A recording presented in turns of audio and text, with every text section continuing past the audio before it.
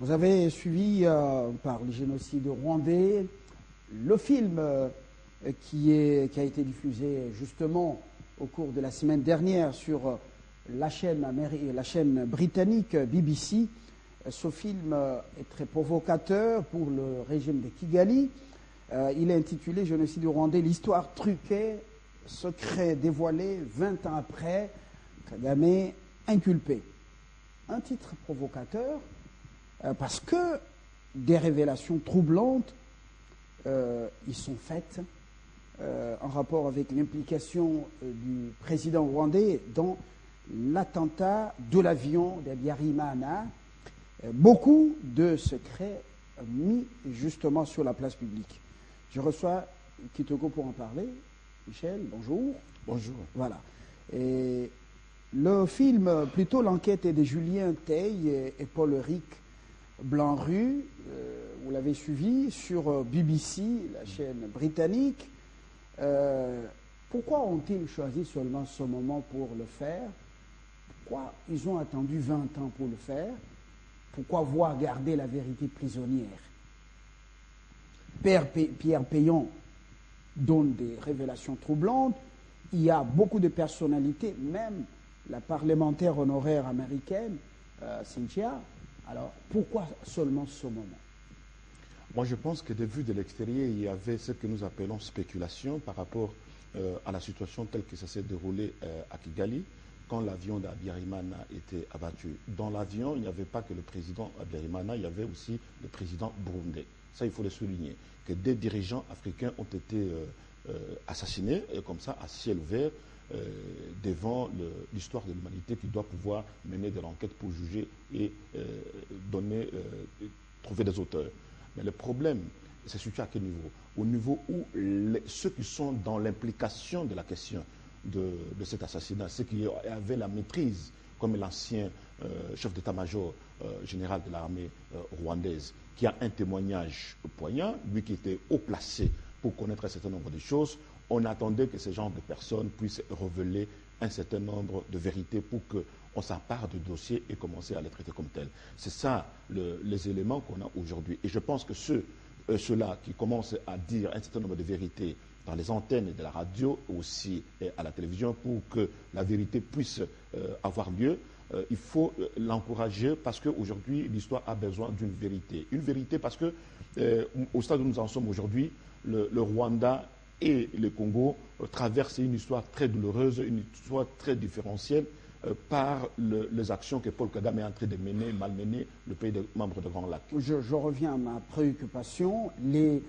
parrains anglo-saxons israéliens sont-ils en train complètement de chercher à effacer les traces ou se débarrasser de quand même un pion important qu'ils ont quand même utilisé contre le Congo? C'est pas moi qui le dis, colonel Robardey, qui était assistant technique des polices judiciaires au Rwanda entre 1990 et 1993, a dit que le problème au Rwanda, c'était pour mettre la main basse sur, avoir la main basse sur les richesses du Congo. Ce n'était pas le Rwanda. Alors, pourquoi seulement maintenant?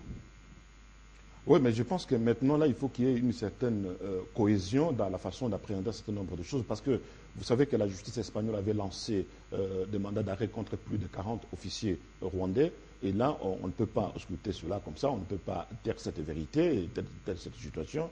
Et puis, vous avez aussi le juge Bruguière français qui avait aussi, dans ce rapport, avait indiqué et impliqué Paul Kagame aussi dans cette question. Justice française et justice espagnole, pour ne pas dire la justice européenne, quand même est préoccupée de cette question. Il va falloir qu'il y ait une harmonie. Ce n'est pas question d'anglo-saxonne ou le francophone ou espagnol. C'est question qu'il y ait une harmonie au travers de cette question pour que la vérité soit dite. Regardez un peu dans cette affaire-là. Lorsque Paul Kagame dit que l'avion, ceux qui ont abattu l'avion, ce sont les services interaméricains qui ont abattu l'avion parce qu'ils étaient mécontents de la façon dont Habyarimana voulait partager le pouvoir. Mais vous imaginez l'absurdité de ça, parce qu'au-delà de ce qu'il est en train de dire, ce qu'il oublie, là où il est moins intelligent, c'est le fait d'affirmer que ce sont les extrémistes interaméricains qui ont fait cela, et le même mécontent Le même extrémisme inter mécontent d'avoir vu le président Habyarimana abattu et ils opèrent un génocide tout de suite à Kigali. Donc vous comprenez que c'est... Dans le film, ou dans cette enquête justement, on a repris l'extrait d'une émission, d'une interview que Paul Kagame a accordée à une chaîne, un média britannique. C'était la télévision. Il a dit c'était la guerre. Lui, c'était mon adversaire, c'était mon ennemi. Bon, il ne pouvait que mourir. Il a fait des aveux. Et cette vidéo, c'est la première fois qu'elle est mise sur la place publique. À chaque fois que Paul Kagame, on lui met une vérité en face, vous savez les réponses, comme le cas avec les refus, si c'est la France qui le dit, je m'en fous. À chaque fois qu'il a un peu une réaction hypodermique, il ne manifeste pas une réaction vraiment des bons dirigeants. Mais la situation a changé, ce n'est plus le même Kagame. Oui, non, non, mais... Arrogant et... non, ce n'est pas question d'arrogance. Il est dos au mur par rapport à cette question, parce qu'il est obligé, demain après-demain, à répondre à toutes ces accusations-là. Pourquoi vous évitez de parler de la stratégie des anglo-saxons, les parrains de Paul Kagame, de l'APR? Pourquoi vous évitez de faire allusion à ça? Mais qui va être responsable, qui sera comptable de 8 millions ou 7 millions de morts ici en RDC par rapport à tout ce que Kagame a fait? Vous le dites bien, dans les médias, c'est connu que Paul Kagame, c'est lui qui est à la base de la déstabilisation un pays membre de Grand Lac. Le Congo a connu ça. Le vrai problème est à ce niveau. Donc aujourd'hui... Mais on dit qu'il a été utilisé, protégé. On a essayé de taire toutes les vérités. On a vendu les génocides comme un fonds de commerce jusqu'à faire un contre-génocide au Congo démocratique et continuer à mettre les mains, avoir la main basse sur les richesses du Congo. Le Congo a payé les prix. Je pense que Paul Kagame, sauf si il est dit lui-même qu'il est le commandant, quelqu'un, je dirais, commissaire de zone ou d'une province des États-Unis d'Amérique ou de la Grande-Bretagne. Il est le président rwandais. Et c'est lui qui commandite un certain nombre de choses. Prenez, le CNDP, c'est Made in Kigali, de Paul Kagame. Le RCD, c'est Made in Kagame. Et le M23, c'est Made in Kagame. Et tout ça, le Congo a reçu cela. Et c'est aujourd'hui, moi, l'appel que moi je peux lancer par rapport à toute cette question, c'est qu'aujourd'hui, la plupart des pays de grande puissance aujourd'hui doivent tenter de soutenir la RDC. Parce que ce pays a traversé quand même les moments difficiles, les zones de turbulence concoctées de l'extérieur. Une injustice internationale indescriptible. Justement, on ne peut pas dire aujourd'hui, entre 7 millions de morts et 800 000 Rwandais décimés, qu'il y a un décalage, comme si les Congolais étaient des sous-hommes, étaient des animaux qui ne doivent pas être comptabilisés parmi les morts. Donc aujourd'hui, il faut que la vérité soit dite. Parce qu'imaginez un seul instant que le grand Congo que nous sommes devenait aujourd'hui ennemi des grandes puissances comme l'Amérique, parce que l'Amérique n'a pas su prendre ses responsabilités pour condamner les atrocités que le Congo a reçues sur le sol le Congo a reçues de la part de Paul Kagame ici. Si l'Amérique n'arrive pas à condamner, la plupart des Congolais seront contre les États-Unis d'Amérique, la plupart des Congolais seront contre la France, la plupart des Congolais seront contre la Grande-Bretagne, la plupart des Congolais seront contre l'Europe aujourd'hui. Donc c'est le moment où, pour laver vraiment la faute, avoir des amis quand même au Congo, le Congo a besoin de se sentir soutenu par toutes ces puissances-là, parce que sinon on va penser que c'est une injustice mise sur la place publique. Et voilà, vous faites déjà donc une sorte de diplomatie, c'est une très bonne chose. Mais on dit que, selon les témoins dans cette enquête, le président Paul Kagame s'est rendu par moment aux États-Unis à l'époque du président George Walter Bush. Et là, il aurait reçu des instructions selon lesquelles il ne fallait pas qu'il ratifie le traité d'Abraham, instituant la CPI, et qu'en retour, Kagame aurait demandé justement le déboulonnement ou bien l'éviction d'une procureure du tribunal pénal international pour le Rwanda, le tribunal d'Arusha. Et ce sont des révélations troublantes, et tout ça pour effacer les traces. Et aujourd'hui, pourquoi ils mettent tout ça au grand jour? Mais je pense que c'est parce que personne ne veut porter la responsabilité de la vérité de cette histoire. Personne. Et qu'aujourd'hui, c'est Paul Kagame lui seul qui doit pouvoir... Parce que les vérités démontrent, ceux qui ont travaillé avec lui, ils sont en train de les crier, de les dire, de les démontrer haut et fort que c'est Paul Kagame lui-même qui a commandité cela. Donc maintenant, il va falloir que les juges puissent se saisir de ce genre de questions pour traiter la question de façon que la vérité soit dite. On ne peut pas dire aujourd'hui que les Espagnols qui sont morts, Paul Kagame n'y est pour rien. Que les Français qui sont morts, Paul Kagame n'y est pour rien. Abiyarimana qui est mort, le président burundais, et tout ce monde-là, Paul Kagame, il est toujours un saint dans cette affaire-là. Et lui, il nie tout. Il dit que cette affaire s'était concoctée par les extrémistes interamouais à l'époque qui étaient mécontents. Mais en même temps, il dit que ce sont ces extrémistes-là, après que l'avion soit abattu, ils commençaient à faire un génocide.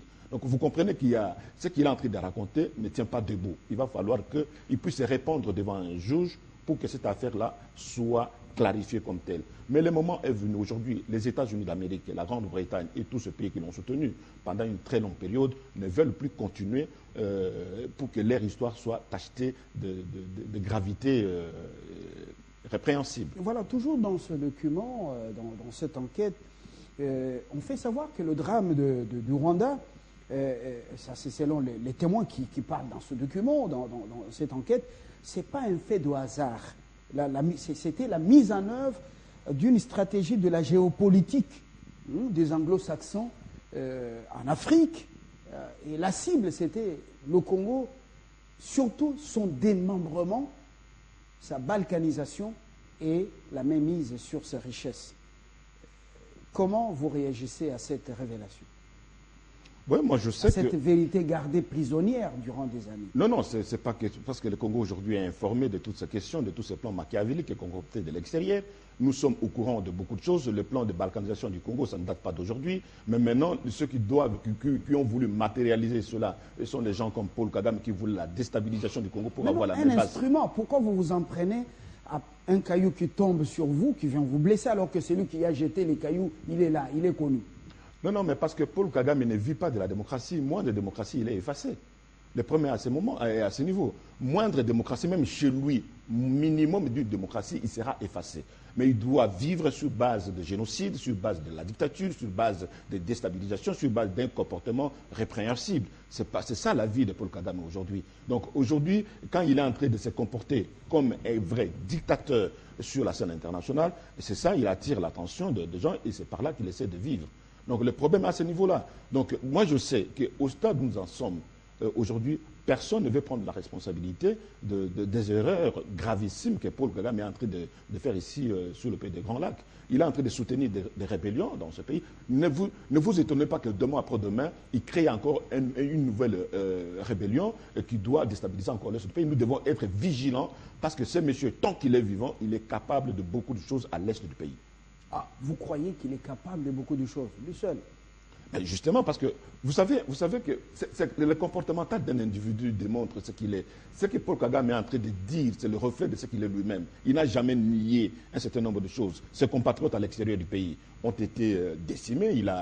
Il s'en est pris directement à ses compatriotes opposants. Il est parmi les rares présidents au monde qui a plus d'opposants à l'extérieur de son pays. C'est le Rwanda de Paul Kagame. Alors, Pierre Péan, ce journaliste et écrivain, parle d'une grande désinformation, selon ce témoignage dans le document. Il a même déclaré qu'il a honte pour les journalistes que nous sommes, qui travaillent ou fonctionnent selon une pensée unique et qui ont longtemps gardé toutes ces vérités inédites et dans des caves. Ils ne portent pas des gants. Et vous pensez que nous, en Afrique, la presse, on a fait un boulot? Je pense que la presse africaine a subi